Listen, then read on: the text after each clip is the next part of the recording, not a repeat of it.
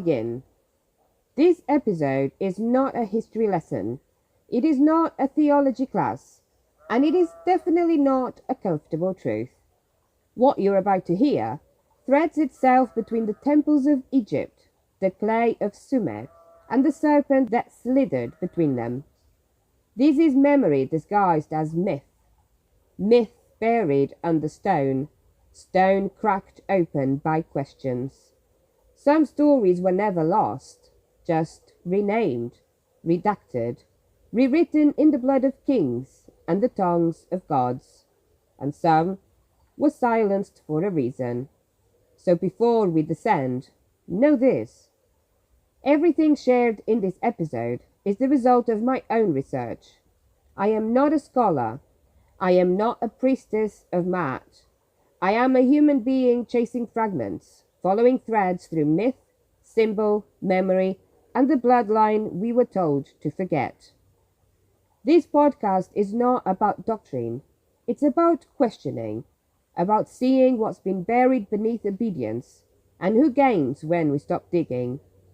So if you were taught to fear serpents, if you were told they whisper lies, you might want to listen even closer. Welcome to episode 8, The Serpent, the Seed, and the Scribes, Egypt's Divine Spiral. Before time had a name, before land or law or the first king pressed his foot into the Nile mud, there was only one thing: water. But not the kind you know. This was none, the dark, undifferentiated sea. No waves, no sky, no reflection, just potential. Everything and nothing coiled in silence. And from that stillness, a ripple, a stirring, a rising, a single point broke through the surface.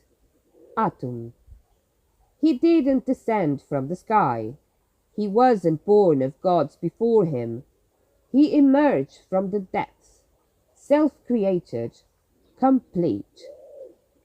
Atum stood atop the Benben, the primordial mound that rose when the waters parted, the first land to ever exist. From this peak creation began, but not with thunder or fire. No. In some tellings, Atum shaped the world with a word. In others, he brought it forth through substance, spit, sweat, seed, breath, whatever. Whatever he emanates from your body, then he could also, create something from that, whatever erupts out of your body. You get the gist. But not crude, not vulgar, but sacred symbols of life emerging from life. Because to the Egyptians, creation didn't come from violence or judgment. It came from expression, from what was already within.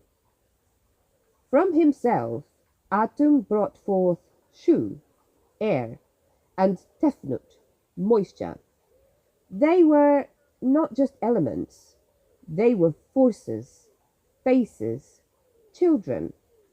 And from them came Geb, earth, and Nut, sky. Lovers entwined, locked in eternal embrace, until Shu pushed them apart, raised Nut high above, and pressed Geb below. And so the world had shape. From Nut's belly stars spilled, from Geb's skin plants bloomed, and from this divine split, sky and earth forever yearning for each other, came the gods we now name: Osiris, Isis, Set, Nephthys, as you say it, Horus, and beyond. But here's what they don't tell you in textbooks. This was not a hierarchy, not a single tidy tree of God the Father and obedient offspring. This was a spiral, a dance, a coiling of opposites, breath and blood, chaos and order, life and death. And just beneath it all, a presence, coiled, watching, waiting. The serpent hadn't spoken yet, but it was already there. In most stories, the serpent enters late, after the garden, after the fruit, after the fall. But in Egypt, it was always there. It didn't trick, it didn't tempt, it watched. Coiled beneath the first land, beneath the bark, beneath the breath between night and day. Not evil, not fallen, just waiting. Because before the serpent spoke, it guarded. Every night the sun dies. It sinks beneath the western horizon, swallowed by the earth, and every night it journeys through the underworld. Duat. 12 hours of darkness, 12 gates, 12 trials, and each night the sun god Ra boards his sacred bark, a boat made not of wood, but of light and will, and sails into the unknown. But he doesn't go alone. Coiled around the bark is Mehen, a guardian serpent. His body wraps the vessel like armor. His gaze watches every shadow. He is not there to tempt. He is not there to strike. He is there to protect. A serpent as shield. But the underworld is not empty.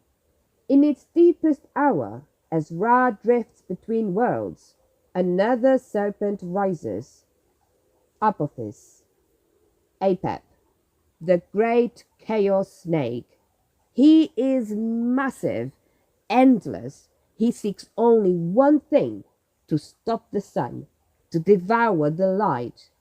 Each night he attacks Ra's boat, and each night, thanks to Mehen and the gods aboard, he fails. Ra is reborn in the morning sky. Light returns. Order reclaims the land, and the cycle begins again. But here's what matters. Apophis is not evil. He is not the devil. He is Isfet, chaos, the opposite of Ma'at, the divine order. Not a fallen angel, not a liar, not a tempter with the silver tongue, but a force of resistance built into the spiral itself. Egyptians didn't fear him as a demon. They respected him as necessary, because if Ra didn't face chaos, he would never rise renewed. There is no resurrection without descent, no dawn without a battle in the dark. And Mehen, the silent guardian, never condemned the chaos. He simply wrapped the light, held the course, spun the coil again. What if the serpent wasn't trying to destroy us? What if it was trying to carry us through the night? If the serpent can guard the sun, if it can coil around a god and keep him safe through death, what else have we misunderstood? Not every snake strikes. Not every coil chokes. Some protect. Some hold the world together. In Egypt, the serpent isn't a villain. It's a presence, a pattern, a crown. Because here, the ones who wore the serpent didn't fall from grace. They ruled. And one goddess made sure of that. She wrapped herself around kings. She burned liars with her gaze. She didn't slither in shame. She didn't coil in secret. She rose, flared her hood, and sat, proud and burning, on the forehead of every pharaoh. Picture it. What is it? In every forehead of every pharaoh. You there yet? Wadjet, the cobra goddess, the Eye of Ra, the protector of truth and divine rule. In Egyptian myth, Wadjet isn't just a symbol, she's a presence, a force that guards, warns, and strikes when needed. And her image, the uraeus, the rearing cobra ready to spit fire, isn't buried in sacred texts. It's everywhere, on the crowns of pharaohs, on tomb walls, on statues of gods and queens, burned into the gold of eternity. To wear the serpent was not a curse, it was a claim, a declaration. I rule with divine fire, I see with the eye, I speak truth, or I burn. Wadjet was one of the two ladies, the goddesses who symbolized Upper and Lower Egypt. She was paired with Nekhbet, the vulture goddess. Together they were protectors of the land's soul, serpent and birth, earth and sky, strike and shelter. So why would a culture so rooted in truth, law, and cosmic order place a serpent as the emblem of power? Why put a snake on your crown? Because the serpent saw everything. Because she warned you before you strayed. Because when chaos threatened, she struck it down. Wadjet wasn't waiting in a tree. She wasn't whispering to bring you down. She was already above you, blazing, watching. She didn't offer fruit. She offered fire. And the gods knew. If the crown lost its serpent, the kingdom had already fallen. So far, we've been taught to fear the serpent, to flinch, to look away, to see only its fangs, its forked tongue, its fall. Well, for me, it always represented the fall, of humanity. The serpent always been the devil, Satan. So that's what I've been taught. I don't know what you've been taught. What have you been taught about the serpent? You come and tell me, what does it represent to you? What have you been taught? I don't know, what threads have you been following? Here, the serpent is light. It is presence. It is fire coiled around truth. Egypt didn't hide the serpent in shadows. It placed her on the brow of the king, wrapped her around the sun god at night, carved her into stone, painted her in gold, and whispered her name in spells for protection. This wasn't fear. This was reverence. And if the serpent can guard the sun, if she can blaze on a crown, if she can protect the balance of the world, then maybe, just maybe, the real I was calling her the liar. But even before Wadjet, before Ra, before the pharaohs wore crowns, there was another story, a darker one, deeper, from a place where light hadn't been born yet. In the beginning, there wasn't even a god. No, there wasn't. There were eight. Eight forces coiling in the dark, and what they brought forth cracked the shell of the void itself. Before there were gods with names, before temples and crowns and golden eyes watching the horizon, there was chaos. Not violence, not punishment, just a still living darkness, a womb, a pulse. And from that sacred stillness stirred the Ogdoad. 8 ancient beings, 4 pairs, male and female, moving beneath the surface of what would one day be called existence. Nun and Naunet, the waters. He and Hauhet, infinity. Kek and Kauket, darkness. Amun and Amunet, the hidden. They weren't gods as we imagined them. They were forces, concepts, cosmic truths wrapped in shape. And when they moved together, the world didn't begin with a shout. It began with an egg. Some say the egg was formed by the Ogdoad's swirling breath. Others say it was laid by a sacred bird, the ibis, sacred to Thoth, god of wisdom.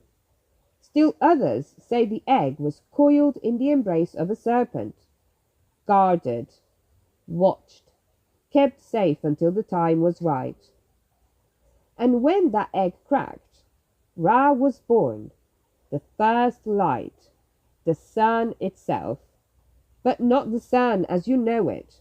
This light didn't shine. It named, it ordered, it began the spiral. From the Ogdoad, through the egg to the sun. And the serpent?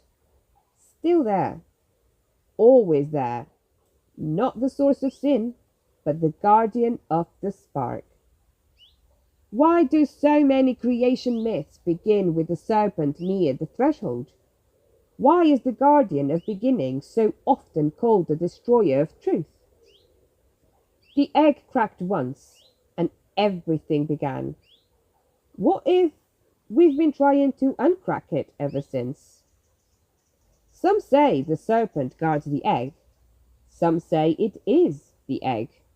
But whatever that first crack sounded like, whether it was thunder, light, or a single name whispered into darkness, it split the world into something new.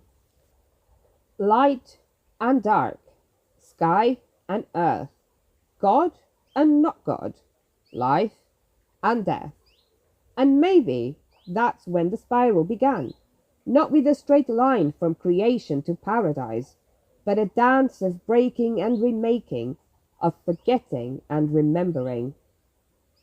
The next story isn't about the beginning. It's about what happens after creation, after kingship, after love. It's about a god who dies, a goddess who weeps, a body torn into pieces, and a seed born from death. The serpent doesn't just guard the spark.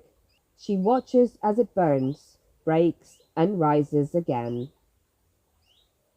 Osiris was a king, not just of men, but of life itself. He ruled with wisdom, with balance, with green flourishing in his footsteps. He was Egypt's memory of peace. But peace has a price, and so does power. His brother Set didn't want balance. He wanted the throne, and so the story fractures. Set tricked Osiris, sealed him in a coffin, and threw him into the Nile. The river wept. But that wasn't enough, because when the coffin was found, when Isis, Osiris' wife's sister, retrieved his body, Set came again. This time he tore the body apart, 14 pieces, scattered across the land, as if the god of life had to be unwritten to be defeated. But Isis did not yield.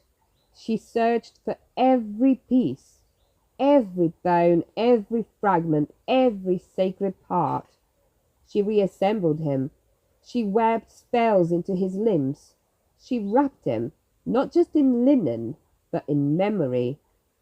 And although one piece was missing, his manhood, lost to the river, she didn't stop.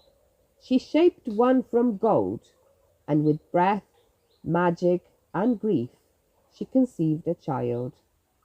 Horus, the falcon, the avenger, the spiral reborn.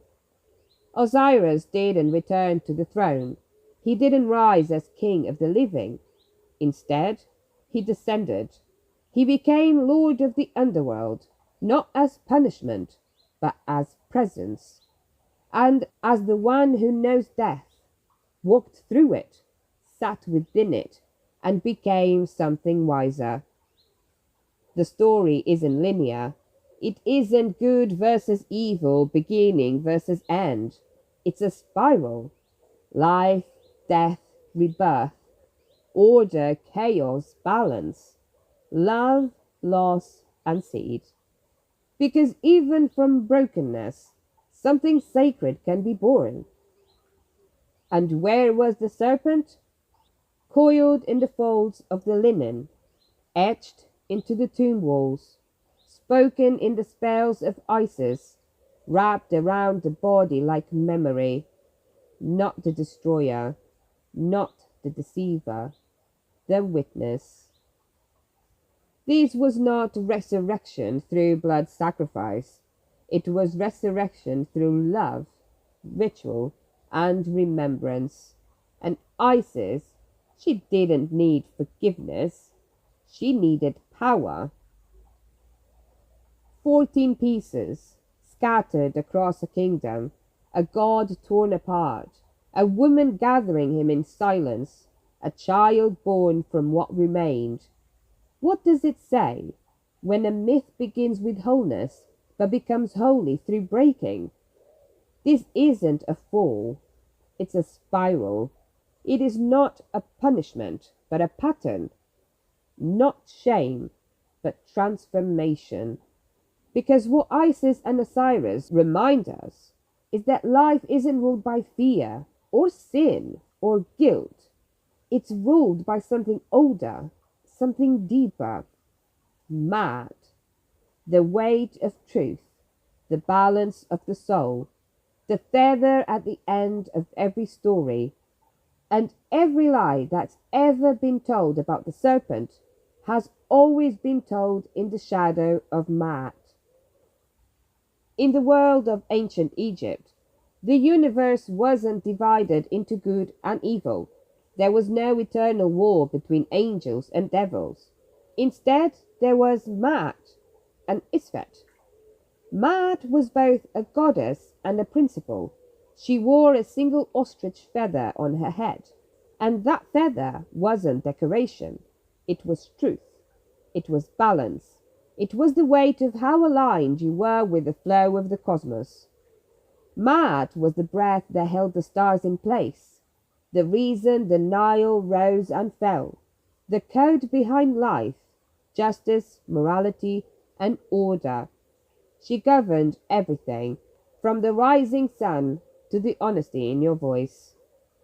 And then there was Isfet, not a goddess, not a devil, but a force. Isfet was chaos, not wild nature, but distortion, lies, injustice, cruelty, greed, imbalance.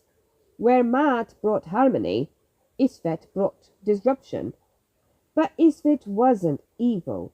She was the necessary opposite, the crack in the bow, the reason the scales had to be checked. And so, when a person died, their heart was weighed, not judged for sin, not condemned for breaking rules, but measured, balanced. Your heart on one side of the scale, Maat's feather on the other. If your heart was heavier, filled with lies, imbalance, injustice, you weren't sent to eternal hell. You were simply unmade, fed to Amit, the devourer of souls, erased from the spiral. And where was the serpent? Right there. Not judged, not banished, not crawling in shame. The serpent lived within this balance, part of the spiral, not outside it. Every night, Ra fought Apophis, the chaos serpent, not to destroy him forever, but to keep the cycle moving. Because the serpent didn't threaten Maat.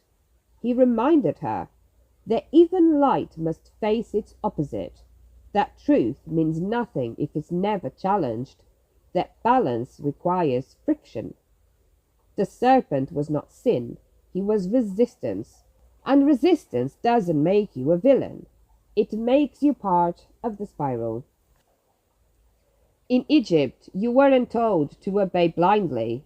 You were told to live in alignment, to walk with integrity, to speak truth, to stay light. No light as in good, light as in fish. Sorry. We're recording by the water, okay? I mean, I did post on Instagram where the office was today, and the fishes are feeding. They make me jump, which then I stutter a bit, so I do apologize. But, you know, they do have to eat, bless them. So, not light as in good, light as in balanced, feather light. Because the heaviest thing in the world, it's a heart that never questioned itself. It's one thing to see the serpent on a crown. It's another to find her on every tomb wall, every coffin, every scroll meant to guide a soul through the underworld. In Egypt, the serpent wasn't just myth. She was magic. She was language. She was medicine and protection, coded in the very words that summoned the gods. The Book of the Dead, which was not about death, but navigation, was filled with spells invoking serpent power. Spells to wrap the soul in safety, guard the gates of the duat, banish poison, strike down chaos, call forth divine fire.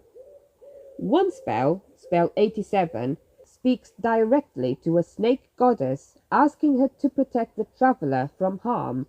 Oh my god, isn't that evil? Oh my god, what an evil snake. That snake goddess that's going to protect the traveler. Like, evil, right? I mean, I hope you can hear that my tone is as sarcastic as. I hope you can tell the difference, by the way. Okay. Another spell, spell 39, invokes a fiery serpent to burn the enemies of Ma'at. And all across tomb walls, serpent coil around the boats of the gods, rise from staffs, and encircle sacred names like divine shields. Wadjet was more than a crown. She was a living spell, a cobra who spat fire at those who lied. I wish I could do that. Don't you? I mean, imagine, there's nothing, massive red flag, red trigger, someone lying in my face as well. I mean, imagine if you could just go like, you know, a flicker of fire. It's like, sorry, not sorry. I think it would be cool. Again, my ideas. A cobra who spat fire at those who lied, whose gaze burned through the seat, who wrapped the body and soul in divine memory. Why would a culture so steeped in balance, so devoted to cosmic harmony, choose the serpent as its protective force? Why not a dove, a lamb, a lion, I don't know, a dragon? I mean, it could have been anything, right? Why the serpent? Why the symbolism of the serpent? Because the serpent knows thresholds. She guards the crossing, lives in silence, strikes when lies are spoken, sheds her skin when it's time to grow. To the Egyptians, the serpent was not temptation. She was transformation. She didn't speak to bring you down. She whispered to prepare you, not to fall, but to change.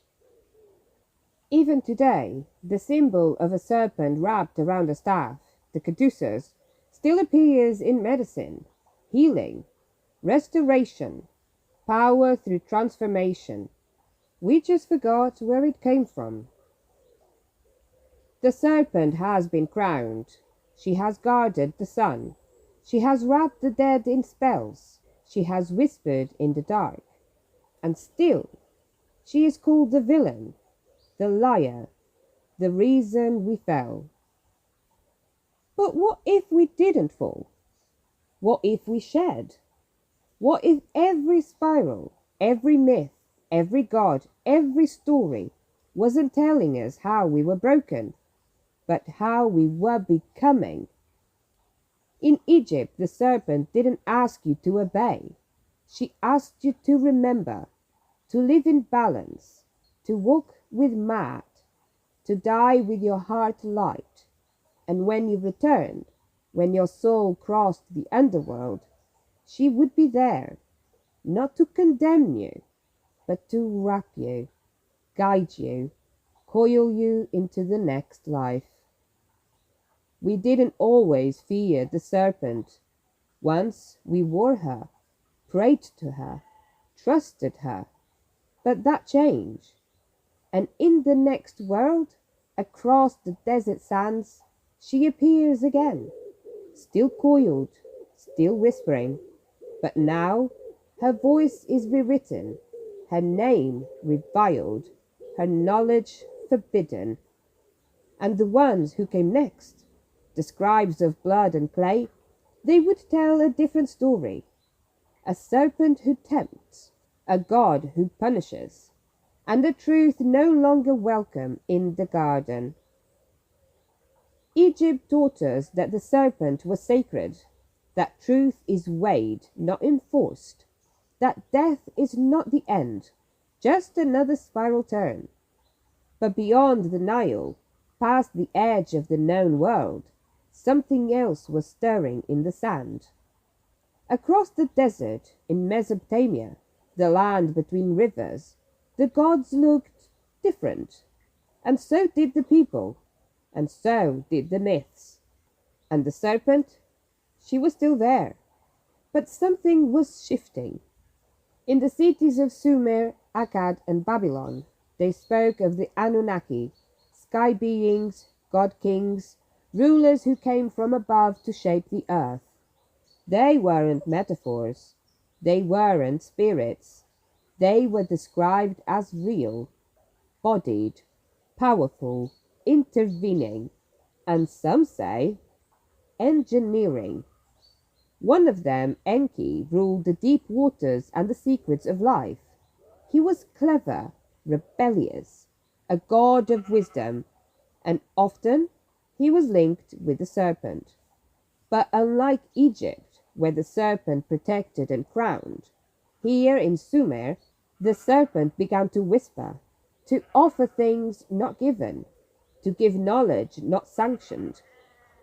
Not because it was evil, but because truth had become forbidden. In Sumer, creation came not from self-becoming, but from clay mixed with divine blood. Humans weren't born in balance, they were crafted for service, designed. And when they began to learn too much, to ask, to remember, to disobey, the gods grew nervous, and the serpent began to wear the face of the rebel. So when we reach Genesis, and we see a snake in the garden, offering knowledge, offering awakening, you have to ask, is that the same serpent? Or is it the same story rewritten by new scribes? The serpent guarded kings, guided souls, wrapped gods, spoke wisdom, held the thread. She was never the villain, but she was always dangerous, because she remembered. Next time we cross fully into Sumer, we meet the Anunnaki. We follow the serpent's path through forbidden knowledge, clay-born humans, and the first lies written into scripture, not by serpents, but by those who fear them. If you ever find yourself holding a thread, a question, a contradiction, a crack in the story you were handed, or if you want to follow the story, if you've got questions or cracks of your own to unravel, please come and find me on Instagram at Bloodline Myths. And new episodes every 2 weeks, alright? I'll see you in the next one. And until then, watch what coils in the corners of your stories. She might not be waiting to strike. She might be waiting to wake you up. Bye.